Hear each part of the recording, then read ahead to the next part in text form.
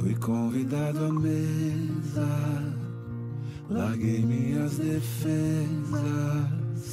e vim reconhecer, não mereci estar aqui.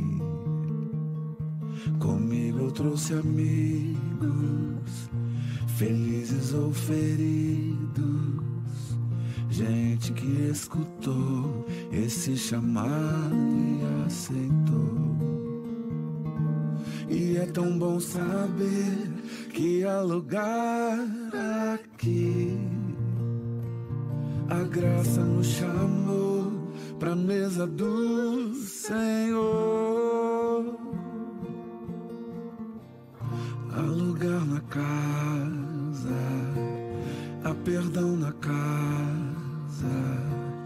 Quando estamos juntos, nosso encontro é casa de Deus Pai, a esperança na casa, recomeço na casa, reunidos nele, nosso encontro é casa de Deus Pai.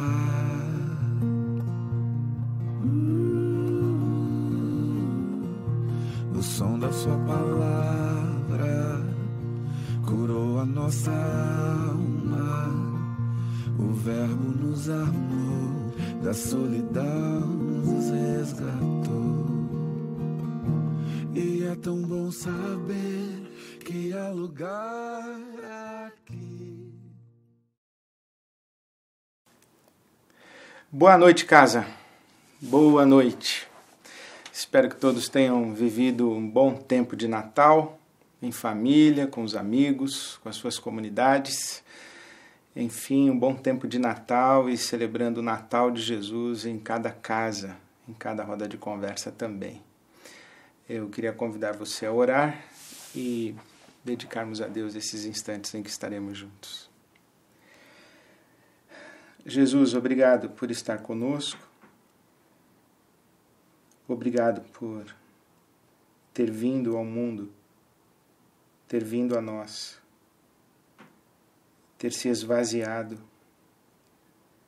e se feito do nosso tamanho, ter se diminuído tanto para nos encontrar e nos fazer tão grandes quanto é o Senhor. Obrigado, Jesus. Obrigado pelo teu Natal e obrigado por nascer em nós. Consagramos às tuas mãos esse tempo e te pedimos, dá-nos a experiência da tua presença, a percepção da tua companhia. Amém. Natal. Passamos a semana do Natal. E eu recebi um belíssimo cartão de Natal. Ganhei um cartão de Natal do Casa. A ilustração, a arte é da Manu. A Manu tem 10 anos. Ela segue o Casa com a família dela, o Rodrigo, a Michele e a Bárbara. E a Manu mandou com a família dela um cartão de Natal para nós e um beijo para toda a nossa equipe do Movimento Casa. Então aí, pessoal, Manu mandou um beijo para nós e a família dela também. E eu agradeço a tantas pessoas que enviaram os seus beijos, abraços e votos de Feliz Natal para todos nós do Casa. E quero encorajar você a continuar seguindo a gente no nosso Instagram, ibabecasa, @ibabecasa, e visitar também o nosso site, ibabe.com.br/casa, onde você encontra todos os vídeos dos encontros anteriores e também todas as listas de conversas, do nosso design de conversa para todos os nossos encontros. Eu encontro com pessoas que falam assim, pastor, já está no meio, já começou o Casa, o livro já está avançado. Não tem problema, você começa onde você quiser.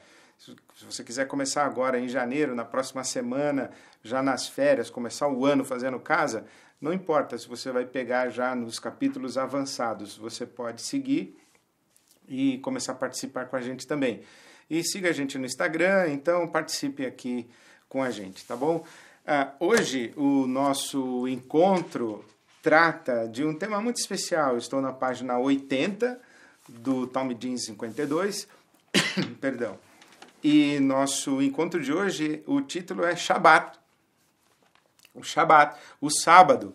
E é bem propício para um tempo de férias, para um tempo de descanso. Para muita gente, o final do ano é um tempo de férias e descanso. E hoje o encontro casa, a nossa roda de conversa é sobre o Shabat. E eu queria ler com você Mateus capítulo 12, os versículos de 10 a 12, onde se encontra a referência para a nossa reflexão de hoje. Jesus está numa sinagoga e ali se diz que há um homem com a mão atrofiada e Jesus o chama. Então diz assim a palavra de Deus, que estava ali na sinagoga um homem com uma das mãos atrofiada. E procurando um motivo para acusar Jesus, os fariseus, os doutores da lei, eles perguntaram: é permitido curar no sábado? É permitido curar no sábado? Ele lhe respondeu: qual de vocês, se tiver uma ovelha e cair num buraco no sábado, não irá pegá-la e tirá-la de lá? Portanto, vale muito mais um homem do que uma ovelha. Então, é sim permitido fazer o bem no sábado. E em seguida Jesus curou o homem com a sua mão atrofiada. Veja que interessante. O sábado, a guarda do sábado era uma das mais importantes demandas da lei de Moisés. Você encontra no capítulo 20 do livro do Êxodo, Moisés está orientando o povo de Israel e dando ao povo de Israel as tábuas da lei, dando o decálogo. E o quarto mandamento, dos 10 mandamentos, o quarto mandamento é justamente guardar o sábado, a guarda do sábado, o dia santificado para Deus. Não era possível trabalhar no sábado. Os rabinos em Israel discutiam muito sobre o que significava trabalhar no sábado. Por exemplo, quando Jesus cura um cego e ele junta a sua saliva com a terra e passa nos olhos do cego, esse ato de Jesus, não só de curar o cego, mas de juntar a saliva com a terra, eles consideraram isso um trabalho. Eles consideraram isso trabalho. Ou, por exemplo, debulhar o trigo ou as espigas para a alimentação, eles consideravam isso trabalho. Então, eles discutiam muito sobre o que é trabalhar no sábado, e você não pode trabalhar no sábado em hipótese alguma.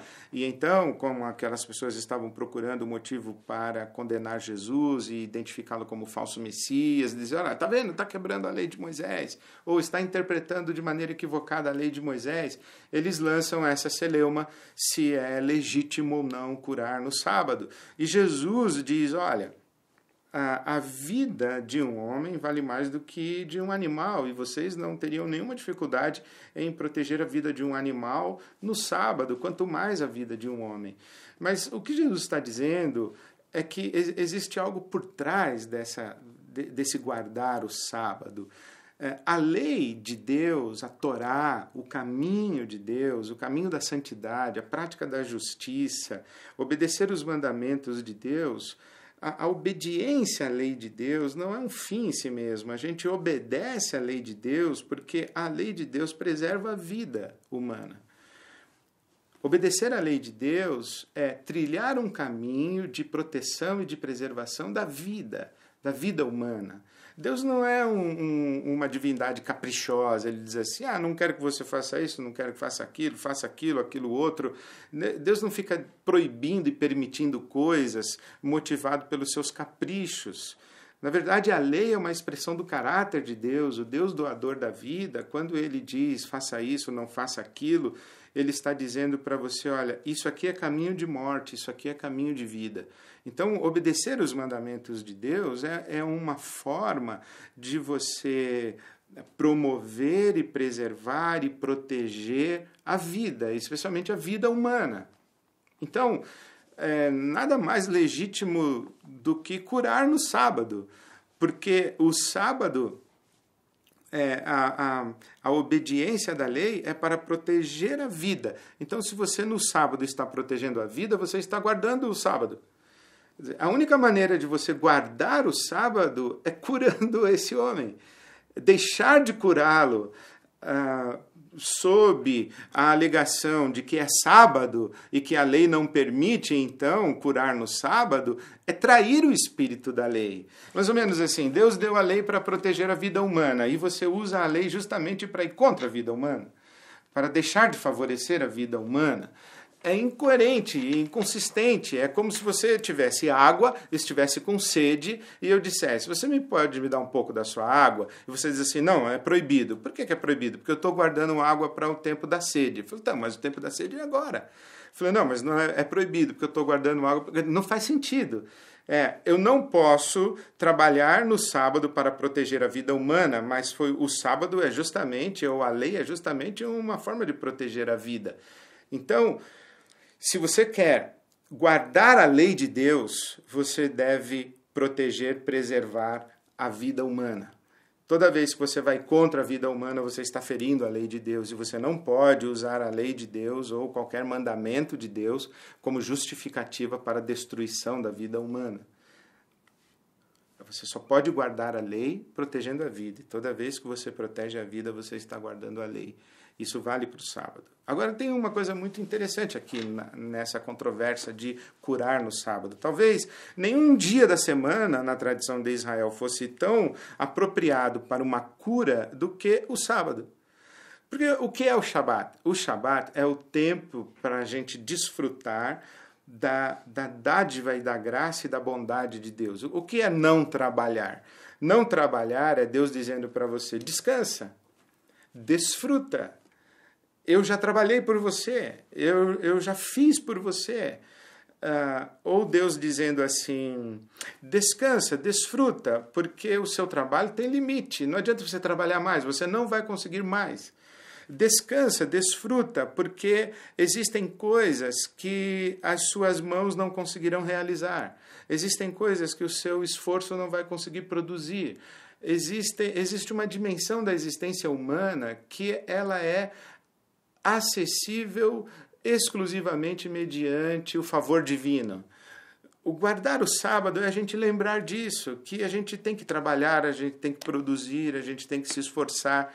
Só que o nosso trabalho tem limite e que existem realidades e dimensões da vida que não são alcançáveis ou não são atingíveis pelas nossas mãos. Então, ou Deus nos concede essas coisas, ou nós não vamos desfrutar delas nunca. O Shabat é para nos lembrar disso, que não adianta a gente trabalhar, como se a gente fosse realizar tudo na nossa força, na nossa competência, na nossa capacidade, que isto é, o trabalho humano tem limite. Então, o Shabat é desfrute do favor de Deus, desfrute da generosidade de Deus, desfrute da graça de Deus. E veja que interessante, quando Jesus diz para a gente pedir a Deus o pão de cada dia, o Joaquim Jeremias, que é um estudioso da língua hebraica e um estudioso do Novo Testamento, ele diz que Jesus teria feito essa oração em aramaico e que o dá-nos o pão de cada dia seria melhor traduzido como dá-nos o pão de amanhã. O que é o pão de amanhã? O pão de amanhã era o pão do Shabat, que o povo de Israel, atravessando o deserto, na sexta-feira, ele colhia o pão da sexta-feira, ele recebia o pão da sexta-feira e ele recebia também o pão do Shabat, porque no Shabat não se pode trabalhar. Então, o povo não poderia sair para recolher o maná no Shabat. Então, na sexta-feira, Deus derramava o maná, o pão que caía do céu, em porção dobrada, para a sexta e para o sábado. E Joaquim Jeremias ele sugere que quando Jesus falou, dá-nos o pão de cada dia, Jesus estava dizendo, dá-nos o pão do Shabat. O que é o pão do Shabat? É o pão de amanhã. O que é o pão de amanhã? É uma forma de dizer assim, não se preocupe com amanhã. Quem vive no Shabat não se preocupa com amanhã. Porque o Shabat é o tempo em que Deus nos convida literalmente a cruzar os braços e esperar o pão cair do céu. É como se Deus dissesse, olha, 6 dias da semana você vai trabalhar, mas tem um dia em que você vai cruzar os braços e você vai experimentar coisas que não são resultado do seu trabalho, são resultado do meu favor, da minha graça, da minha generosidade. Isso é o Shabat. Então, nada mais apropriado curar um homem do que curá-lo no Shabat. Nada mais apropriado ao Shabat do que uma ação que demonstra o favor, a graça e a generosidade de Deus. Então, Jesus está dizendo isso para nós. É legítimo curar no Shabat? Sim, é muito legítimo curar no Shabat, porque a lei foi dada para a proteção da vida. Segundo, é legítimo curar no Shabat, porque é no Shabat que experimentamos a misericórdia, a generosidade, a graça de Deus. Então, Jesus cura no Shabat. Agora, também, um grande desafio que a gente tem é tirar o Shabat de um dia do calendário para fazer com que o Shabat seja uma experiência de vida. O rabino Joshua Heschel, ele diz que o Shabat é uma catedral no tempo. É como se a gente entrasse no Shabat, mas para quem vive na presença de Deus e vive do favor de Deus, o universo vira um templo. E você está no Shabat o tempo todo. Você está na presença de Deus o tempo todo. Eu me lembro do saudoso Abu Janra, que tinha o seu programa Provocações, com entrevistas, e ele sempre terminava perguntando ao entrevistado o que é a vida. E ele perguntava 2 vezes, inclusive, o que é a vida. E eu sempre me ocupei de pensar, se um dia o Abu Janra perguntasse para mim, Ed, o que é a vida? O que eu responderia? Eu cheguei à conclusão que eu responderia, a vida é dádiva. O que é a vida? A vida é dádiva.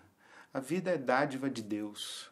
E não somente a vida é dádiva de Deus, mas tudo aquilo que sustenta a vida, tudo aquilo que protege a vida, tudo aquilo que favorece a vida, tudo aquilo que promove a vida, é dádiva de Deus também. O pão é dádiva, o sol é dádiva, a saúde é dádiva, a alegria é dádiva, o trabalho é dádiva. Isto é, o jeito certo de viver é viver dentro do Shabat, compreendendo que a vida é dádiva e tudo que favorece a vida e nos permite viver também é dádiva de Deus. Quem vive no Shabat vive no descanso de Deus. Não é indolente, não é preguiçoso, não é inconsequente, mas trabalha não como quem carrega o mundo nas costas. Trabalha sabendo que o seu trabalho tem dignidade, mas ele tem limite. Por isso que o trabalho na Bíblia Sagrada é uma forma da gente cooperar com Deus. Então a gente trabalha e vai dormir. Mas o nosso Deus nunca dorme, o nosso Deus trabalha o tempo todo. Jesus disse, o meu Pai trabalha até hoje e eu trabalho também. Viver no Shabat é descansar no fato de que Deus trabalha por nós. E trabalha por nós para cuidar da nossa vida e para promover, proteger e dar dignidade à vida humana. Então eu pergunto para você e sugiro para a sua roda de conversa sobre o Shabat, como é que você vive o Shabat? Qual é a sua prática de descanso, de desfrute? Eu estou perguntando aqui como se nós estivéssemos no Shabat dentro da lei de Moisés. Você tem que separar períodos da sua vida, 1 dia por semana, tem que tirar férias. Como é que você para de trabalhar? Quando você para de trabalhar, você faz o quê? Como é que você desfruta da vida? Porque tem muita gente que guarda o sábado e diz assim, eu vou recarregar minhas baterias para voltar a trabalhar. Não, o Shabat não é para você recarregar a bateria. Recarregar a bateria também é trabalhar. O Shabat é descansar. É tipo, se você tem que se preocupar em ligar na tomada para carregar a bateria, você está trabalhando. Você está preocupado, você está ocupado, você está tomando providência. Você está preparando o futuro, está carregando a bateria pensando na semana seguinte. Você está trabalhando. Você está vivendo em função do trabalho. Isso não é Shabat. O Shabat é esquecer da vida, é esquecer de tomar providência, é esquecer é parar de trabalhar e depender absolutamente, exclusivamente de Deus. Isto é desligar. Descansar na mão de Deus e na providência de Deus é desligar completamente e simplesmente desfrutar daquilo que Deus já lhe deu. Então a minha pergunta é: como é que você guarda o sábado? Quando é que você desliga? Como você desliga? O que você faz enquanto você desliga? Como é que você guarda o Shabat? Aí, talvez você diga assim: bom, pastor, tenho dificuldade de guardar o Shabat. Eu sei. Então a minha pergunta é: qual é a sua dificuldade? Por que é tão difícil desligar? Por que é tão difícil descansar? Por que é tão difícil viver não preocupado, não preocupada, não ansioso, não ansiosa? Por quê? Qual é a sua dificuldade? O que impede você de desligar, de parar de trabalhar, de descansar, de desfrutar no cuidado de Deus? O que impede? É o medo? É uma ansiedade? É o quê? É a necessidade de mostrar capacidade? Enfim, o que impede você de guardar o sábado? Então, compartilhe com o seu grupo, compartilhe como é que você guarda o sábado, compartilhe a sua dificuldade de guardar o sábado. Mas também queria fazer uma terceira provocação, uma terceira pergunta para você, que é: você sabe que as coisas mais o que? As coisas que realmente valem a pena, elas não são compradas pelo dinheiro. Elas não são conquistadas pelo nosso esforço. As coisas mais valiosas, elas não têm preço. Elas são da ordem da graça. Elas são da ordem da dádiva de Deus.